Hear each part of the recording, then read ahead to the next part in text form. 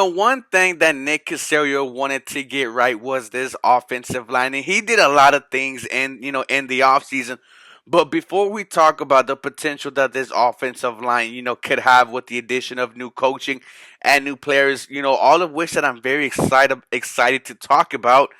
They were absolute abysmal last season. Couldn't do anything against the run. Were decent against the pass. They were so bad at running the football that 84% of the offense was based on Deshaun Watson via him throwing, via him running the football. This offensive line wasn't good at all. A part of that blame, well, most of the blame was Bill O'Brien not, putting in the assets to build this offensive line, and also still having Mike Devlin coach this offensive line. We've known for multiple years that Mike Devlin was a problem for this offensive line. When Laramie Tunzel came out and said that Devlin was asking Laramie Tunsil to teach him how to coach the offensive line, you know that there's a problem there in itself. He is now gone, but the offensive line was atrocious. We couldn't do anything for Deshaun Watson. We couldn't do anything for the running backs. We were averaging almost 3 yards a carry. David Johnson couldn't get anything going. Well, that's also a part because he wasn't a good running back. Duke Johnson couldn't get nothing. A lot of these offensive problems were because of this offensive line. But Nick Casario decides to change that. He brings in, Coach James Cameron, someone who I think can really change this offensive line. And if you look at his stint with the Green Bay Packers, he was there from '04 all the way in 2018. And Pro Football Focus, they go back all the way to 2009. And from 9 all the way to 18, I'm going to give you the rank of the offensive line for the Green Bay Packers. We start from '09, 22. They go to 12, 11, 22, 10, 4, 7, 5, 13, 7.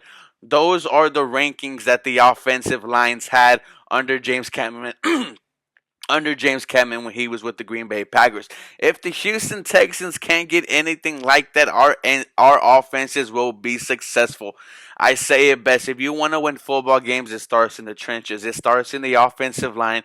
It starts with the defensive line. I think the Houston Texans have pieces that they could build around, starting with left tackle Laramie Tunsil. The guy is a top 5 left tackle in the NFL. He had a grade of 75 last year. Only 2 sacks allowed. Another Pro Bowl season. The guy is dynamic against the run, graded 85. I'm sorry. Again, when he's pass blocking, his grade is 85. When he's running, his grade is 61. What you get for Lerman Tunsil, somebody is who is going to protect the blind side of no matter who the quarterback is, whether it's Deshaun Watson, Davis Mills, or Tyrod Taylor, whoever it is, Lerman Tunsil has that spot solidified. At the left guard position, Max Sharpen, you want him to bounce back from that horrible sophomore slump that he had. Can he do it under James Cameron? I absolutely think he has to undo all the bad habits that he did get from Mike Devlin because Max Sharpen was bad, guys. He was one of the lowest graded tackles in the NFL. He was just getting bullied out there. He didn't put on no muscle. His center of gravity was just absolutely all over the place. Max Sharpen was the reason why this offensive line wasn't successful at all. He definitely needs to step it up this season. Now, new center, we talked about how trash Nick Martin was. He's not here no more. He's now with the Las Vegas Raiders. But Justin Britt is something interesting for the Houston Texans. Justin Britt brings, uh, brings leadership, a Super Bowl champion. He was with the Seattle Seahawks. One thing he does is he does calls plays, he does calls defenses. He's very knowledgeable in that sense. Can he bring this offensive line together? I think so. I think that these guys were lacking a leader along that offensive line. I did want it to be Laramie Tunsil, but let's be honest, he just got here. And I know Justin Bridges got here as well, but he has the titles on the wall. He has the pelts on the wall. This is a center that has been successful in the NFL. I'm looking forward to seeing what he can done. Now on the right side of him for the right guard, we don't really know what's gonna happen, But a lot of people really giving that nod to Marcus Canning, the big guy who we just got from the New England Patriots. The guy 6'8", he's an absolute behemoth. He's played right tackle, he's played right guard. I think you don't move Titus Howard away from right tackle.